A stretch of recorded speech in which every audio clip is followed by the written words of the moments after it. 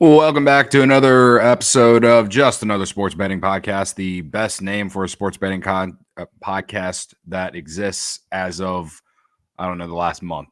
I'm Cody, joined by my good friend Tommy. Hello, friends. We are here, and we are here to talk about the Week 8 NFL slate. Ooh, buddy, this slate sucks. It's not great. It's not great. There's a lot of I'm looking at everything. I went up and down the board a couple times in the last 5 minutes, and I mean there is money to be had, obviously, and we'll figure it out along the way. But yeah, this is a slate that will be forgotten about when we start next week. Yeah, I'm telling you, man, like this is the slate that you dream about when it's like middle of February and football's over. Yeah, definitely. Yeah. This Yeah. is the slate you dream about. Yeah. So Okay. yeah, we'll figure it out. I mean, we got a full slate because there are no buys this week, which is weird for a week 8. Nobody's off. I think we're loaded in the noon slate, and then Sunday night football is two mediocre teams trying to get out of their own ways, and then Monday night should be a stinker of a blowout. So let's just do it, get it over with, and then we'll figure it out. Yeah, I'm here for it. Okay. Well, before we get to the noon slate, I want to give out 2 picks for tonight for NBA. All Love right. it. The Bulls and the Bucks. The Bulls go up to Milwaukee. All right. Giannis Antetokounmpo over 11.5 rebounds. The Bulls were ranked 29th in rebounds allowed to opposing power forwards last year. And this year would you say they're even smaller this year than they were last year? Yeah. Yeah, I definitely. think that I don't think they're a great rebounding team. All right, good to know. And you can get at plus 106 on FanDuel. I think it's a solid play.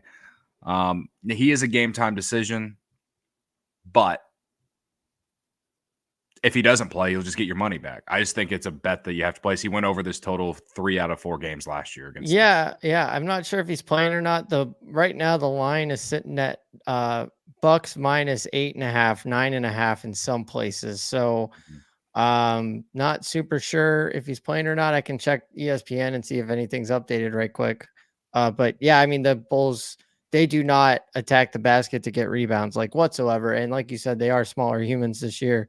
So I like where your head's at if he's playing, and it is still a game time decision at this point. Yeah. So Lonzo Ball not playing. Yeah, no Lonzo Ball tonight. I maybe lean on the Bucks spread, but I don't know yet. I don't know, but because I am a Bulls fan, I had to find something for the Bulls to play. Yeah.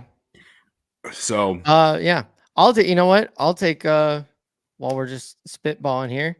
Blackhawks Predators over in the game. I believe it is at 6.5. It is it's at 5.5 right now. oh, Hawks over 5.5. Anytime the Hawks are at a 5.5 number, I feel like you get a 3-3 game very, very quickly. So I'm gonna go ahead and put that in over 5.5.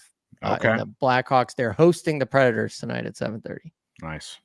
My other play for the Bulls Bucks was an actual bowl too. Zach LaVine over 26.5 points and rebounds. Coming off a great game, he had 27 points, first game of the year, and he's trying to increase the trade value. Nice. So love it. And the Bucks were ranked 25th in the league last year in points and rebounds allowed to opposing shooting guards. So I like Zach's matchup tonight. Sure. And he's confident coming into this game. And I like the way, I will say, I like the way they play offense now. It's aesthetically more entertaining. So Yeah. he was shooting the 3-ball well in the first game. Hopefully he keeps it up again tonight. He might not even need the rebounds. He could easily get 27 points himself. Yeah. So definitely. And also to remind everybody of my college football plays for tonight, Boise State UNLV over. It was at 64.5 when we recorded this a couple of days ago. So it could possibly be even better than that. And then Rutgers 13.5 at USC. I saw, and I am now going to ride Rutgers with you because I told you if it got to 14 or 14 and a half, I would do it. It is now at 14 and a half. There we go. And Boise State and UNLV is down to 63 and a half. So perfect. Yeah. So those are definitely those are taking both of tonight's those plays, folks. Those are tonight's plays. Also, I should have mentioned this. If you're watching on Twitter, hit that YouTube link. Come over to the YouTube channel, hit that subscribe button because we're on a new YouTube channel specifically just for this show. Yeah. We have 5 total subscribers, and me and Tommy are 2 of the 5. All right. Would appreciate any support. We're not the smartest or the best, but we try to have fun. We try to give out some decent analysis on what to bet. And at the end of the day, we try to have a lot of fun. That's basically it. So any support for the YouTube channel, would appreciate it. Just hit that subscribe button, hit the like button at the very least. All right. Definitely. So, and also, you can actually comment and chat with us on YouTube. I don't think you can do that on the Twitter. So yeah.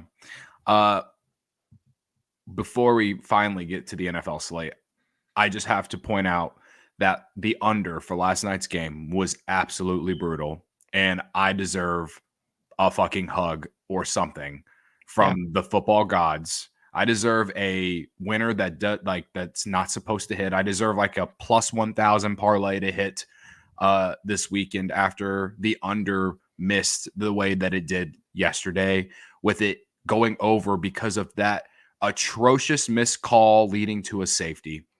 Had him at 48 and a half. It was at 48.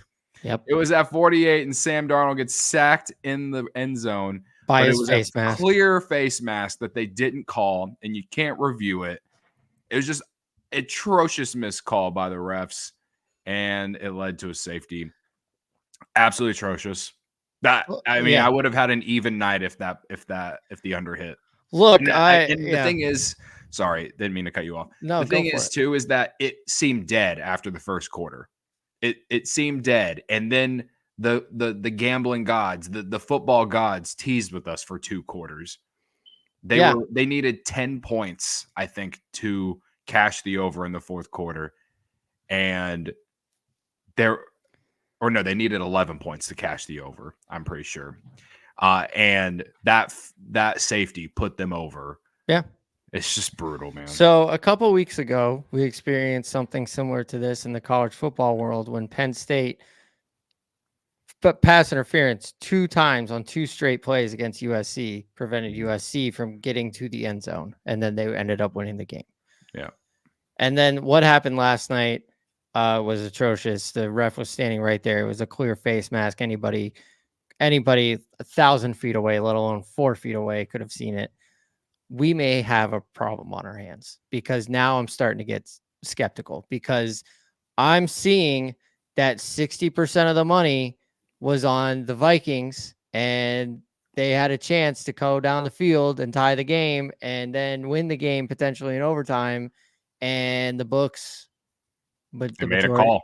They made a call. I don't know. Like, it's getting fishy. Now, I will say that 68% of the money was on the over last night. So maybe it evens out. I don't know. But I'm starting to get alerted to these kind of things. And now I'm starting to think, when I'm making bets, what does the NFL want? What do the books want? And so I'm starting to play the game. I'll play the game now.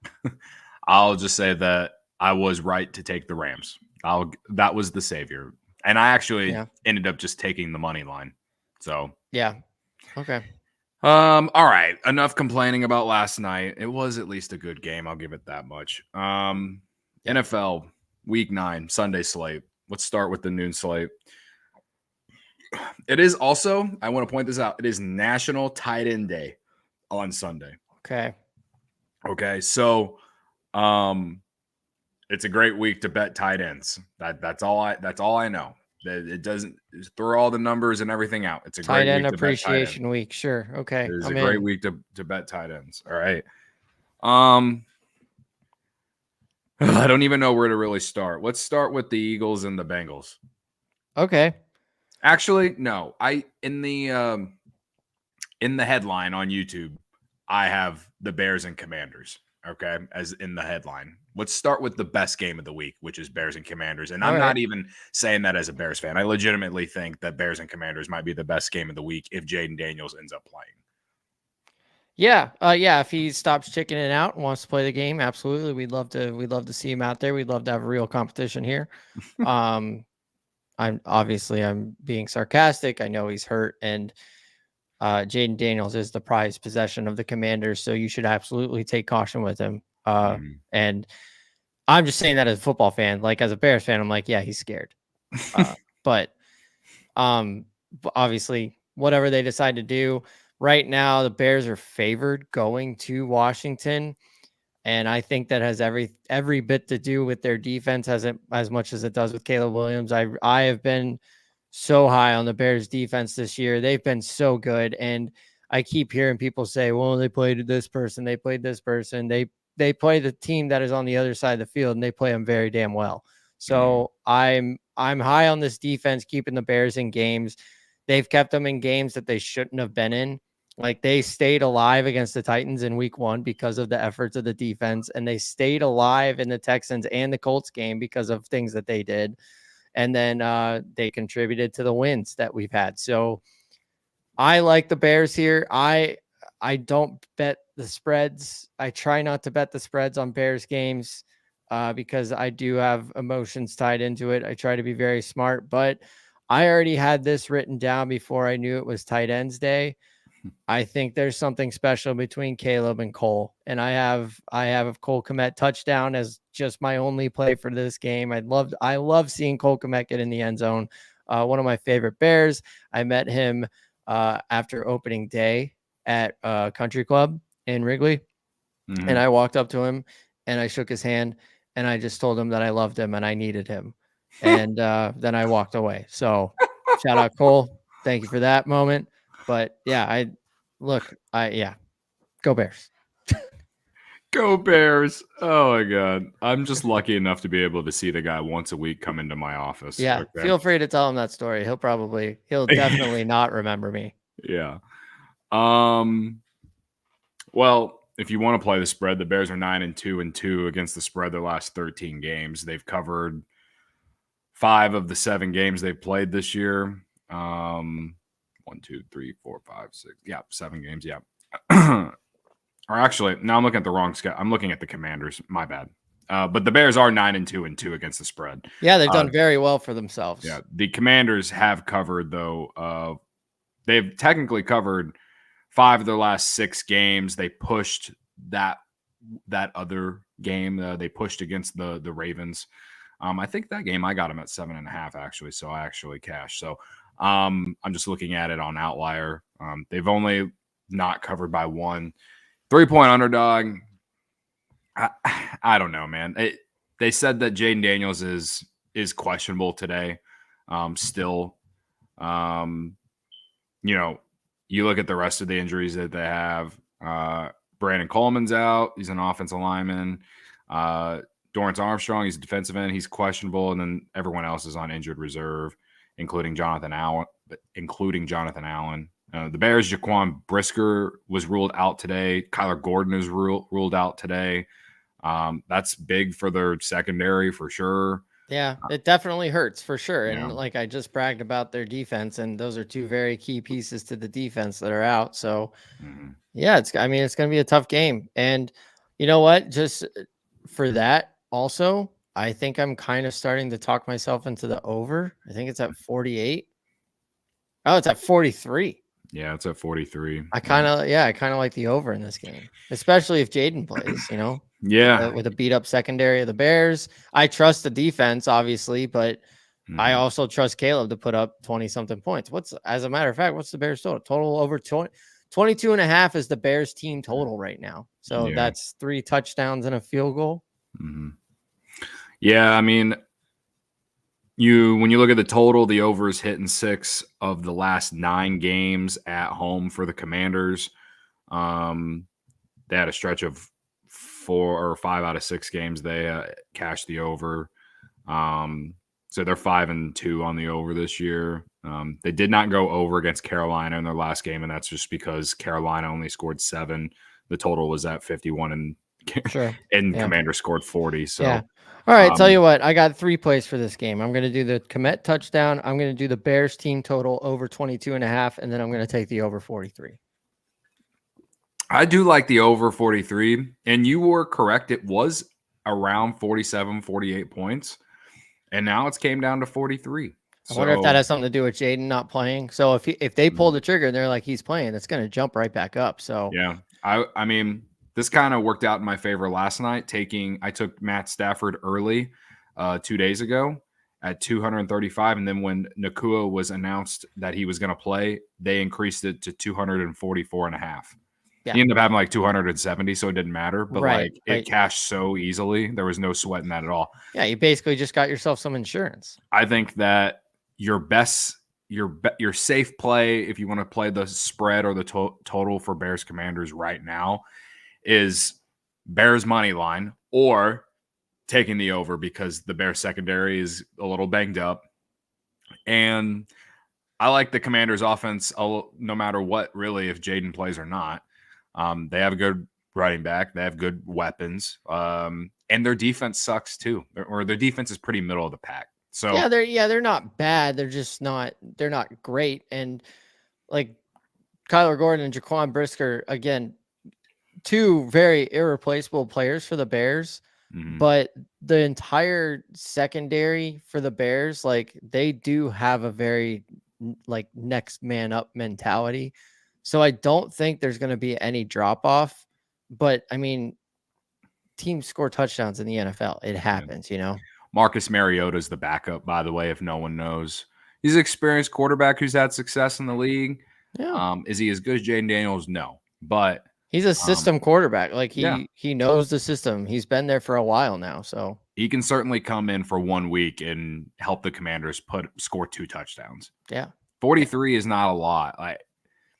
I think if you can play the over now, but I also feel like it could still continue to come down before Sunday. It's possible, but if they announce that Jayden's playing, it's going to skyrocket. So that's a gamble in itself of taking it now versus taking it later, you know? As far as a player prop for this game, I like DJ Moore over 59.5 receiving. The last time the Bears played the Commanders, I know Justin Fields was the quarterback, but DJ Moore totaled 230 yards receiving against the Commanders. And he's coming off kind of would I say bad game? Not really, because the Bears destroyed the Jags, but he's coming off a game where he didn't do as much.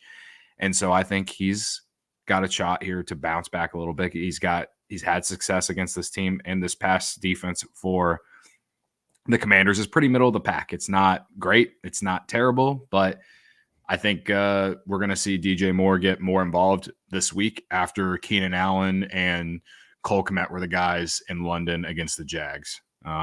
So I will watch out for DJ Moore this week. I also like Cole Kmet to do something because it's National Tight Ends Day. But yeah. Yeah, I mean, we'll see what happens. But it's good game. I mean, they moved it to 325 for a reason, you know? Mm-hmm. Jim Nance, Tony Romo on the call, I'm pretty sure. Mm-hmm. So I'm also like curious about props for Caleb Williams. His total for passing is 225. And you just think about the game script of this game. Do we expect it to be close? Whether Jayden Daniels plays or not, do we expect it to be close the entire time? Vegas thinks so, because right now Jayden Daniels is questionable and the spread's only 3 points. You know what I mean? Like, yeah, I feel like the spread should be more, but it's not. And I think it's just because these teams are pretty even. Bears are coming off the bye. Have the Bears done well off the bye under Matt Eberflus? No. So we're going to see what this game script really is going to be. But if predicting it is its own challenge, and I'd say that because the Bears throw it more than they run it anyway, Caleb Williams on passing or maybe pass attempts isn't a bad play either. Sure. And they are road favorites, and I hate taking road favorites on the spread, but they could get down early, which means that they might have to be throwing the ball anyway. Yeah. It's very possible. I don't think that that's going to happen based off my prediction of this game, but I think something with Caleb Williams isn't a bad play, whether it's pass attempts or passing yards. Yeah. So maybe a little rushing too, because they do have some good guy. The Commanders do definitely have some guys up front that can get after the quarterback a little bit. They don't have a Montez Sweat anymore, but yeah, that's what I'm looking at. That the Commanders are 18th against the run overall, and Caleb's been utilizing his legs a lot more in his last couple games too. So maybe the rushing total isn't a bad play either. Yeah. While you were talking there, I just locked in my team total for the Bears and then the over in the game. So I'm taking the bait. I'm going for it. All right. We're taking the I'll ride take the over 43.5. Yep. Bears Commanders, DJ Moore receiving yards 59.5. And keep an eye out on FanDuel because on game day they do like a Bears boost for a same game parlay. So if you want to combine some of those things, at least in the Chicago area. And Cole Kmet score a touchdown. Okay. Cool. All right, now let's look at the rest of the noon slate. That the Bears Commanders game is a 3:00 game. I don't see us spending as much time on the rest of the 3:00 slate. Maybe the rest of them combined. Right. Yeah. Okay. Yeah, let's just kind of go through them and pick our leans, I guess. Let's start with Cardinals and Dolphins. Cardinals are 4.5-point underdogs at going to Miami on a short week. The total is 46.5. Is Tua back yet? Tua's back. He was announced back today. He will be the starting quarterback for the Miami Dolphins in a very big time of need for them because they were not good without him. I mean, this is I don't even want to watch, because every time he runs, I'm going to be scared to watch him run. And I have a friend that is a big Dolphins fan. And I was talking to them about this, and they also feel that way, but they also feel like Tua is their only hope to continue. Yeah. So it's a mixed bag of like, you're scared for. So yeah, it's a tough situation. The Cardinals, big win against the Chargers at home, came back, last minute field goal. That was awesome. It's got to feel good for the morale for them. Short week, and they got to come across the country. Those are two very tough circumstances for them. I have no bet in this game. And I just said I am scared to watch it because I don't want to see Tua die. My lean in this will be the under 46.5, just because Tua is probably going to be rusty. It's a short run the ball a lot, keep the clock running. The Cardinals are one of the worst teams against the run, and they were able to slow down J.K. Dobbins last week or on Monday night. But I think Miami is a better team than the Dolphins when at full strength. So I think if the Dolphins are able to run the ball, they'll probably win the game. But I like the under just because I expect rust out of Tua, and I don't know when the Dolphins are going to score. So that's why I don't know who to pick to win. I lean the Dolphins, but give me the under. Sure. All right. Jets, Patriots. Jets, 7-point favorites going up to New England. The total is 41.5. And the Jets are in shambles. The Pats stink. They're coming home from London. Listen. Part of me wants to take the Pats, but I'm not doing it because you know how bad the Pats are when this Jets team that's been bad is 7-point favorites. It's a must-win game for the Jets. If anything, I take Jets money line in a parlay or something like that because I do think that they are going to win this game. They need to win this game. They have to win this game. Yeah. It would be just so funny for them to lose. And I think we talked about it last week or the last time the Jets played, but every year, starting with last year, I have taken I've taken the Jets to lose or to not make the playoffs specifically because of Aaron Rodgers, and I've gotten it at plus money both times. And it's the gift that keeps on giving, quite honestly. So They need this one to stay alive. It would be incredibly hilarious if the Patriots won this game, but I don't see how they're going to. Their own coach called them soft to the public. Yeah, no bet in the game. Would love to see the Patriots win this. The one play I would have for this game is Drake May over 30.5 passing attempts. That's a great poll. That's a great poll. He is slinging the ball. Yeah, they've been slinging the ball. They actually throw the ball more than they run it, based on percentage of snaps. It's at minus 120 on FanDuel, so maybe shop around. Maybe you can find it a better number. But yeah, 30.5 for Drake May for a team that's probably going to be down.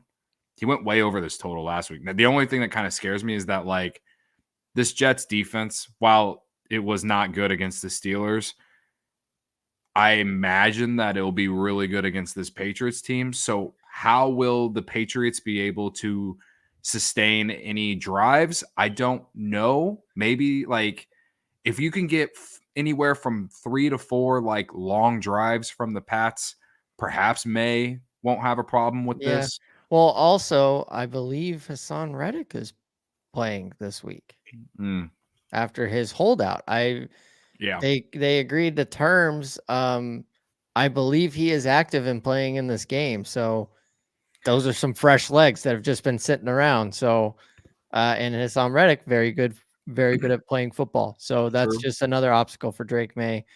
I think that the Pats are going to be down, so he's going to have to throw the ball. And also they're trying to develop him. They need him to go out there and make mistakes. I watched the game, like the second half of the game in London last week against the Jags, and he had some nice moments. I also like Hunter Henry to do some. He's been targeting Hunter Henry the last 2 weeks. It's National Tight Ends Week. Hunter Henry's not a bad play. All right. Okay. All right. I'm going to put that in the margin next to my tight end plays here. All right. On receiving yards for Hunter Henry. Let's go. Yeah. All right. We've somehow found something to play on each of the first 2 games. Good for us. Look at Credit us. to us. That sounds like degeneracy, to be honest, more than anything. But all right, let's go to like maybe the second best game of the slate: Eagles and Bengals. Both these teams are so similar. The spread is 2.5. Bengals 2.5 point favorites at home. The money line's at minus 154. The total is 47.5. Yeah. I don't really know where to go because I feel the exact same about both teams here. Maybe the over. Yeah. Well, see, that's the thing is, like, I have this similar situation sometimes, and when in doubt, I just take the over.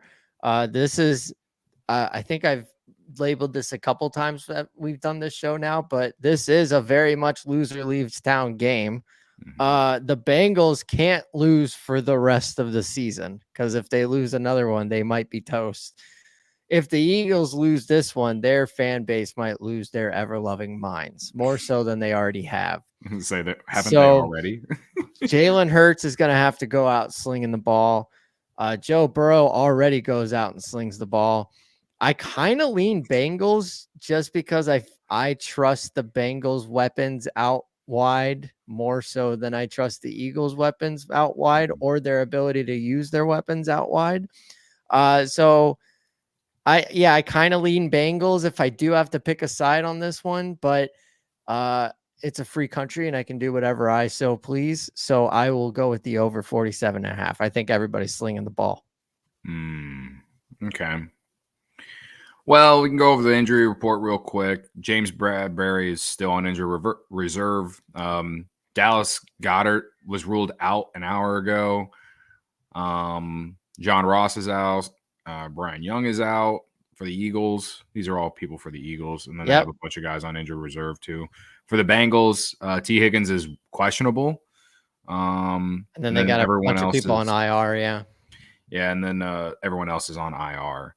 As far as like rankings and stuff, the Eagles are the second best team running the ball in football, and the Bengals are in the bottom 10 against the run on defense. And if you look at the Bengals, there's nothing that really sticks out for them. So what you just said like has me back on the over. Yeah. I've actually sort of kind of talked myself into Eagles winning this game. Okay. I think I'm going to take the Eagles if I bet this. I probably will bet it now that I've looked at this because one, they're underdogs, so you can get them at plus money. I'm not going to take the spread. I'll just take them on the money line. Give me the Eagles money line. I just think they're 4-2. They've to me they've at least looked more impressive than the Bengals. The Bengals they played a disgusting game against the Giants on Sunday Night Football. They won that game, largely because the Giants are just terrible. So bad. And then last week, they played another bad team and they blew them out. But like I'm just not buying stock on the Bengals. This is what's interesting is like the Eagles and the Bengals are playing each other. Both of them, their last two opponents were the Browns and the Giants, just vice versa. So the Eagles beat the Giants 28-3. The Bengals just squeaked out 17-7. The Eagles just squeaked out against the Browns 20-16, and the Bengals beat the Browns 21-14. Although that seems a lot closer than it was. I think one of those touchdowns, at least one of them, was Jameis slinging it late for the Browns, which we will get to eventually. But yeah, I don't feel strongly enough to go against you and pick the Bengals on this one. So I think I'm just going to take the over. Yeah. I will say the Eagles are 3-10 against the spread the last 13 games. So not great. They have only they did cover last week. They did not cover against the Browns. The Bengals, that was part of my four corners parlay was them not covering against the Browns. Credit to you. Credit to me.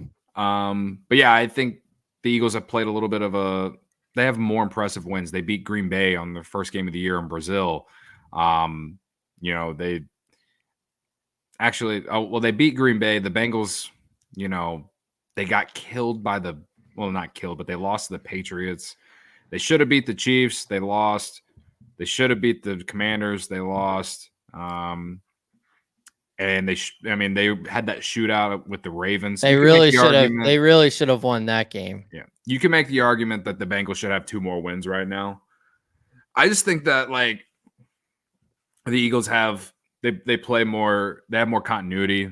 I think that there's less likely for chaos to affect them in a losing situation. I can't buy on this Bengals team right now, even though they have played the tougher schedule. I was looking at the wrong one when I said that I think the Eagles have played the tougher one and they haven't. So, I'll take the Eagles for the sake of it.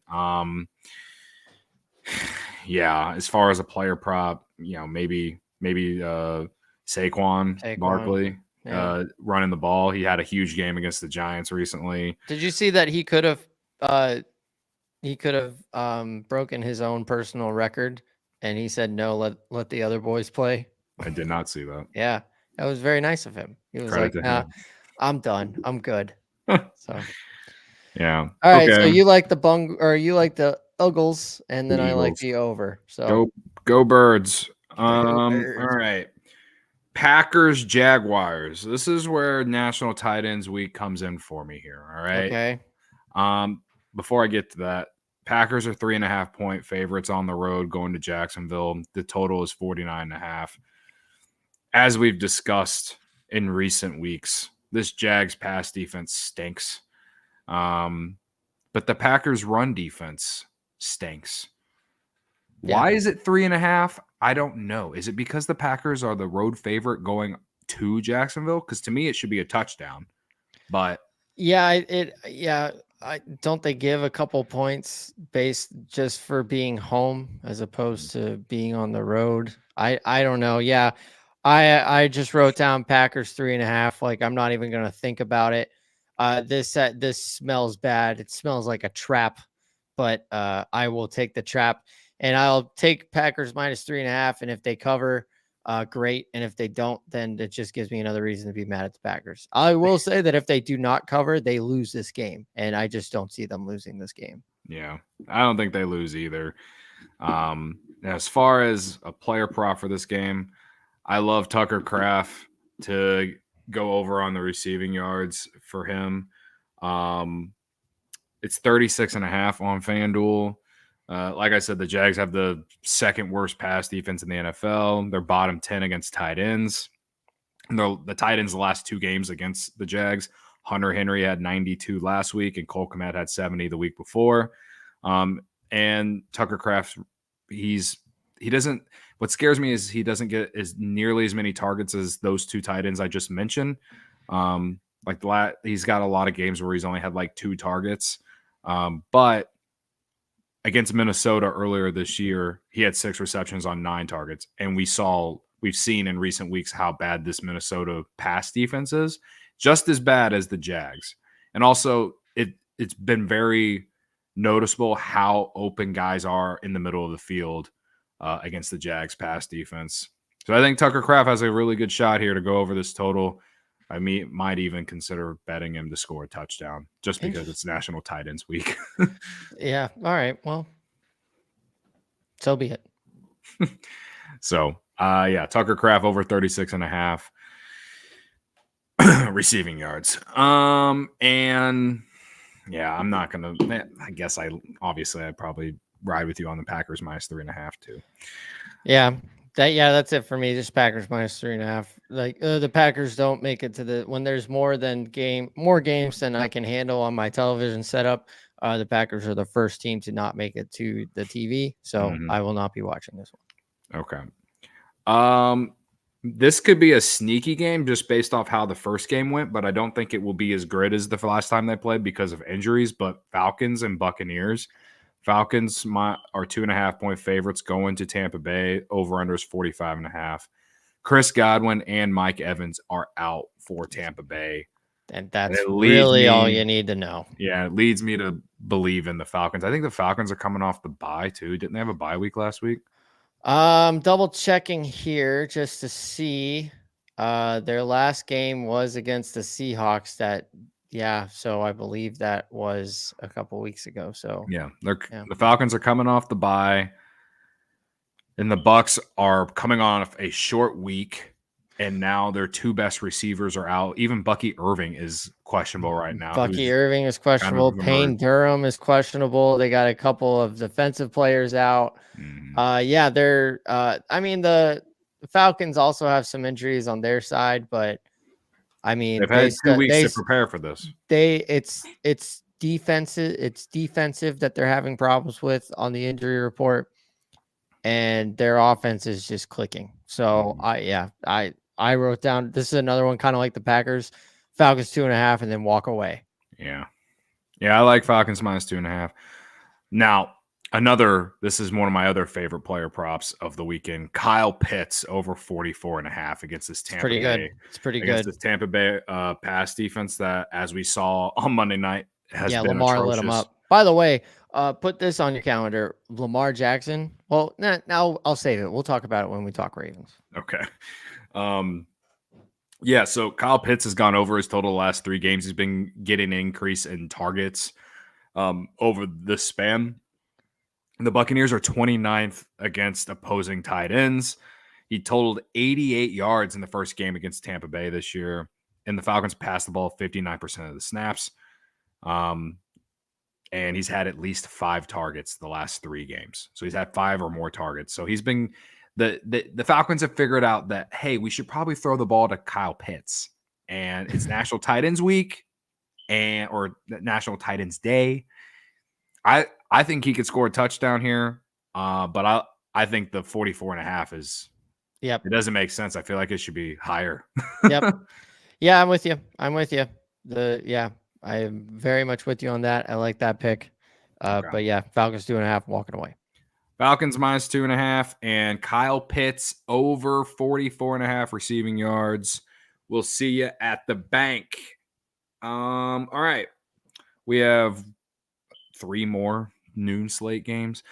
Ravens, Browns. We got an AFC North showdown here.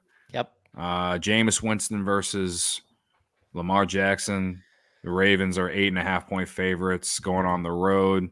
Total is 45.5. Got it. You got to take the over. You have to take the over.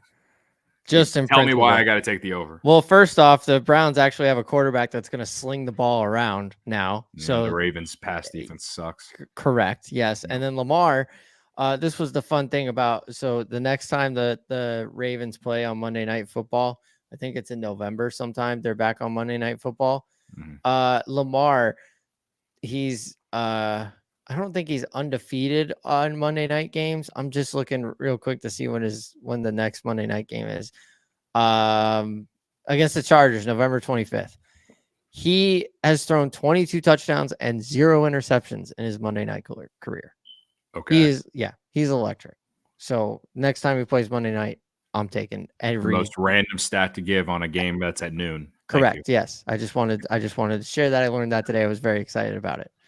Now, this game, Lamar's slinging the ball around. Jameis is slinging the ball around. The total's at 45.5, I think. I think it opened at like 42 or 43. And so I am on the over on this one.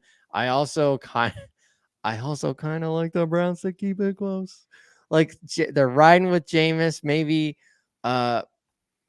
just vibes are different. Yeah. I don't, because I mean, they'll say what they want about the locker room, but it's got to be hard to know that you're riding for Deshaun Watson. And now that he's not in it, and Jameis is one of the most likable guys in a locker room, and I think they can keep it close. Is that 8.5 now? If it got up to 9.5 or like got closer to 10, I would consider biting. But I really think the Browns keep this one close, but the Ravens ultimately win the game. Yeah, I mean, this Browns team has just been atrocious, man. They went from 11-6 to what? They're 1-6 right now. Yeah, it's tough. It's tough. But Jameis almost brought him back last week. That's true. I don't know. I mean, I don't know. It's a dumb game. Don't get me wrong. Yeah, this is like my reaction to all of this is just because this slate sucks, and I don't. This is one where I just throw the Ravens money line in a parlay. Sure. Yeah, that's fine. Like that's fine. I don't know what to play on this game. I'm going to take the over, but yeah, I think the Ravens money line is safe for a parlay. The reason I don't like the over is just because despite how bad the Browns have been, they still have a decent defense, and it's a divisional matchup. And these teams know each other pretty well, so I feel like it could be a real defensive battle in some aspects. Sure. But yeah, the Ravens defense has not been nearly as good as it was last year, so I could see the Browns perhaps scoring a few touchdowns in this game, and I don't know how much they'll be able to stop the Ravens offense considering how great it's been. So perhaps the over is the best play here. At 45.5, that's not a big total. So yeah. Okay. Moving right along. We're moving along here. Colts, Texans. I have absolutely nothing for you. Texans 4.5-point favorites at home against their division rival. Total is 45.5 as well. Ugh. Nothing. I have nothing for you. Yeah. If you have a play, the Texans are coming off a loss to the Packers. Like I probably lean Texans here just because like I think they bounce back and they haven't really lived up to their expectations so far this year. And the Colts team sucks. Yeah, I think Richardson's back. So I don't care. I don't care about this game at all. Yeah. Respectfully, of course. Respectfully. I'm not even throwing Texans money line in a parlay because I don't feel confident in the Texans. Yeah. You know? Yeah. Titans at Detroit, 11.5 points is the spread. Obviously, Detroit is the favorite at home, and the total is 44.5. So 11.5-point favorite with a 44.5 total means that Vegas believes that Detroit's going to score like 35 points, and maybe the Titans will score a touchdown. Yeah. And I think Will Levis is questionable right now. Yeah, the team totals lines are at 28.5. Titans are at 16.5. This Titans team is tough. The Lions, of course, we know that they just took care of business against the Vikings in an emotional win. They are for the first time, or I guess last year was the first time that they were ever the favorites in the NFC to go to the Super Bowl. That it's back to that this year. I don't have a lot for this game. I do have Sam Laporta as for my tight end appreciation parlay. He's part of it. And then also I think the Lions are going to end up being my survivor pick. I am one of two people left in the survivor pool that I'm in. And I think the Lions, I might just go ahead and pull the trigger on them right now. If they don't cover, I don't super care. They're going to win this game. So yeah. Yeah, the Titans they've covered once this year. Yeah, The they're bad. Titans have covered once. They covered at Miami when they blew out the Dolphins a few weeks ago. But, I took them a few times at the beginning of the year. Like, I took them to cover against the Bears week 1, and they should have covered. But because of some stupid turnovers of their own, they did not cover against the Yeah, they Bears. stink. They Yeah, they're stink. bad. The spread actually opened at around 7.5 points. It's up to 11.5 now. It even got up to 12. Yeah. At one point, it's come down a little bit. 90% of the public bets are on Detroit. 96% of the public money is on Detroit. I'm not big on taking these big spreads on NFL, but that's how bad the Titans are. I actually, with the way that Detroit's playing, I like the Detroit minus 11.5 if I were to play it. And again, Will Levis is questionable. No matter what, Mason Rudolph ain't scaring me either. Yeah. So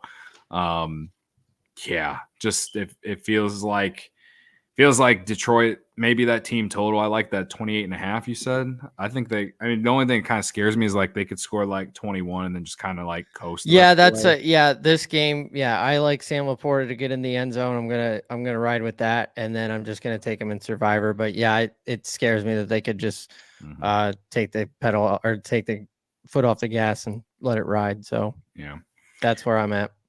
All right. Well, I'll take Detroit minus 11.5 here. Saints and Chargers.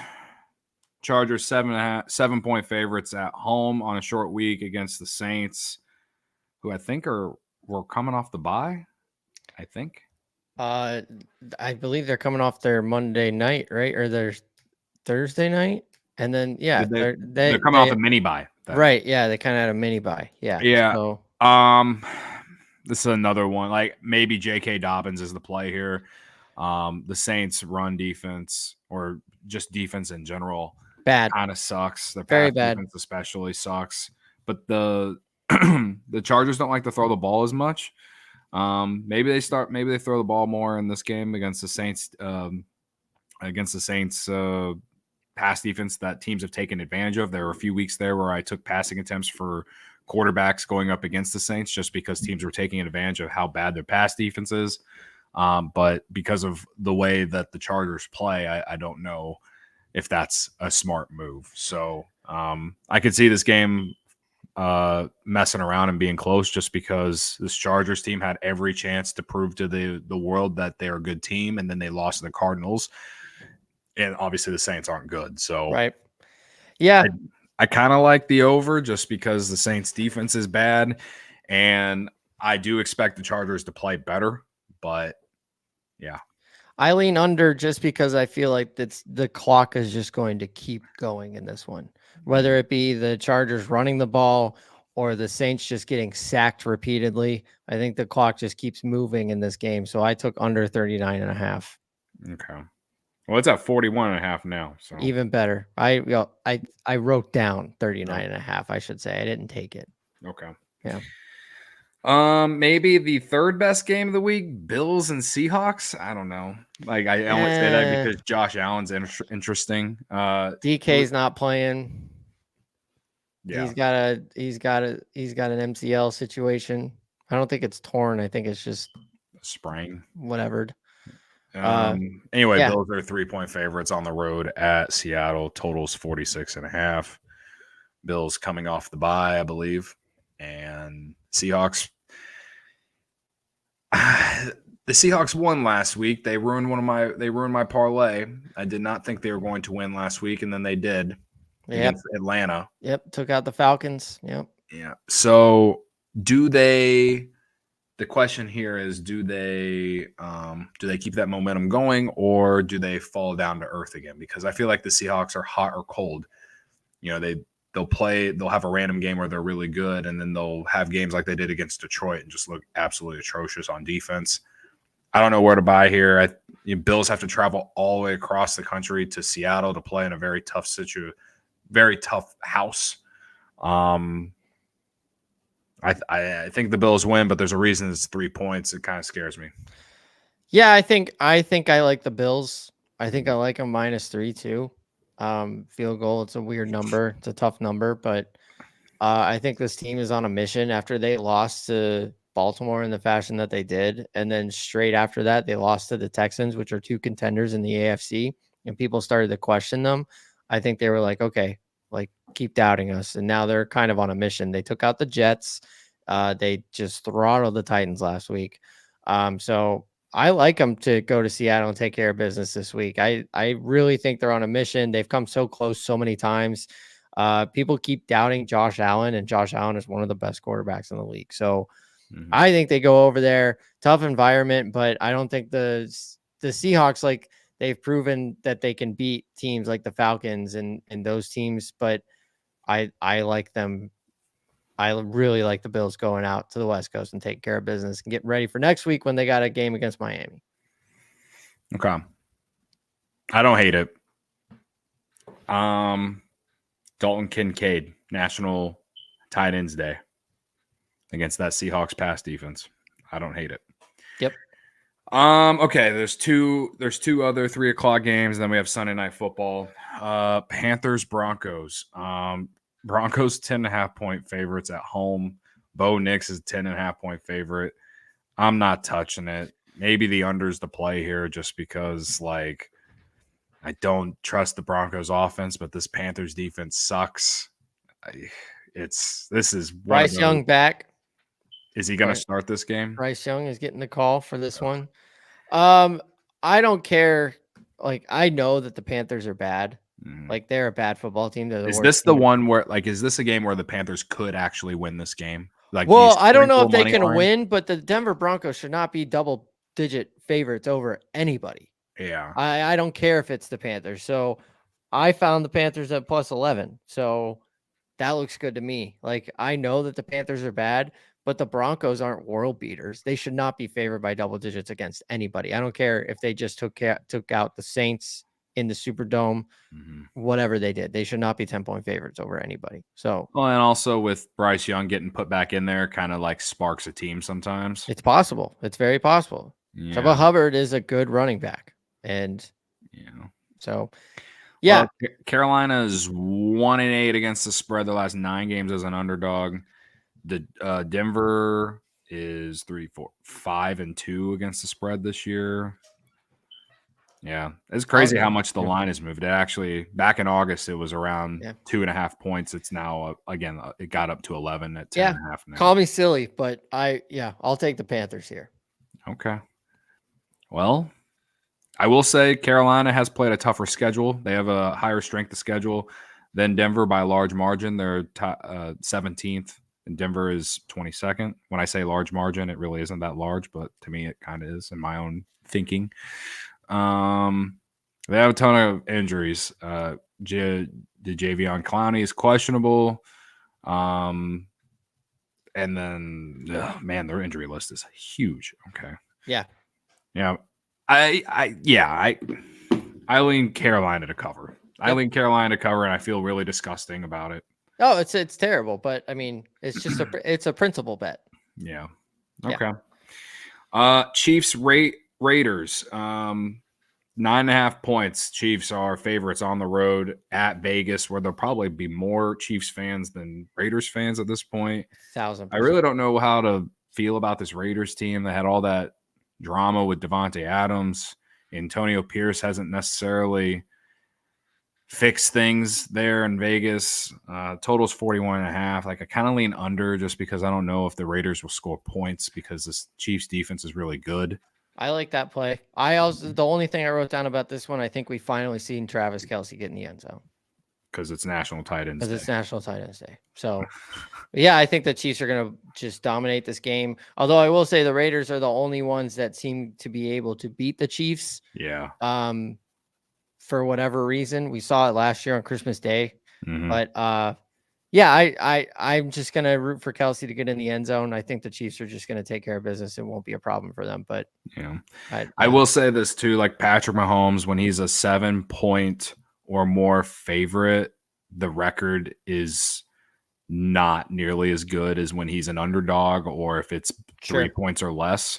So that's what kind of scares me. And you are correct. Like, last year they did lose to the Raiders at home. they also went to Vegas and won by double digits too. So like, Yeah. this is one of those like sneaky games, I guess. If they do cover this game, it's because Travis Kelce arrives. Yeah. I'll say that. Yeah. This could be a massive. Maybe this is finally when the Chiefs give us the letdown spot that I've been waiting for. I bet against the Chiefs their last 2 games against New Orleans and San Francisco, and they've won and covered. They've covered every game they've played this year. At Buffalo on November 17th. I think that's the one that we finally see him go down. Yeah. It's crazy. Their defense is really good. Their offense has a lot of issues, but they did add DeAndre Hopkins this week. Is he going to play? Perhaps. I don't think he's going to get He'll come in like the red zone if they have any red zone touches, because that's just easy. Put a post up into the corner, but right. Yeah, he'll come in for like a few plays. I think he'll get more snaps as the weeks go along, but yeah, I like the under, and that's really about it in this game. That's fine. All right. Sunday Night Football, Giants and Steelers. No, that's Monday. You remember how last week we were like, death taxes Mike Tomlin as an underdog on prime time? I don't want to stop you, but that's the Monday night game. Oh, sorry. Shit, yeah. I'm looking at the wrong one. We're going to do a whole show about that one because we'll do a whole show about it. Sorry. That's okay. Cowboys 49ers. Yes. This game. Oh. Okay. While you collect your emotions, I'll tell you this. The last time I put a bet on the Dallas Cowboys, it did not go well. I said that they were going to beat the Lions. Mm-hmm. And then the following week, I said the Texas Longhorns were going to just dominate the Georgia Bulldogs. And I was wrong about that. Third time's a charm here, folks. I'm taking the Cowboys money line. Believe it or not, McCarthy coming off the bye as the Dallas Cowboys head coach, 3-1. He's very good out of the bye. He was in Green Bay as well. So that, and then the injuries are just mounting for San Francisco. They're trying to keep their head above water. I think this Cowboys team is pissed. This is around the time we see the Cowboys go on a run and keep their name relevant in the playoff contention. Not saying that they're going to win the Super Bowl or even be good in the playoffs or anything. Just saying historically, this is when they like to remind people that they belong in the conversation. I like them to go to San Francisco and win this game. Their backs are very much against the wall. Dak just got engaged, so maybe we got a little momentum boost there. So yeah, I'll take the Cowboys money line. Dak got engaged and had some post-engagement sex, and now he's going to be good at football again. Okay. Look, I don't know about his personal life. I'm just saying that maybe committing to his soon-to-be wife will help him commit to maybe winning a game every now and then. Perhaps. All right. Well, George Kittle is questionable. Juwan Jennings is out. I think for me, the reason that the 49ers lost last week to the Chiefs is because Deebo Samuel basically didn't play because he had an illness. If he is fine, I feel a lot better about this 49ers offense. So I just think the Cowboys are bad, man. I don't care if they're coming off the bye. I think the Cowboys are bad. It's like they need Dak and CeeDee Lamb to like be gods or they just fall apart. Like so many games this year where they've gone to halftime and it's been a blowout. This 49ers team, they cannot fall to 3-5. They're too talented. They have a way better coach. They're not falling to 3-5. I'm going to give me the 49ers at 3.5 and the under. Okay. Because it's a primetime game. There you go. And also when George Kittle gets put active, he's going to score a touchdown because it's National Tight Ends Day. I'll keep my eye on that one.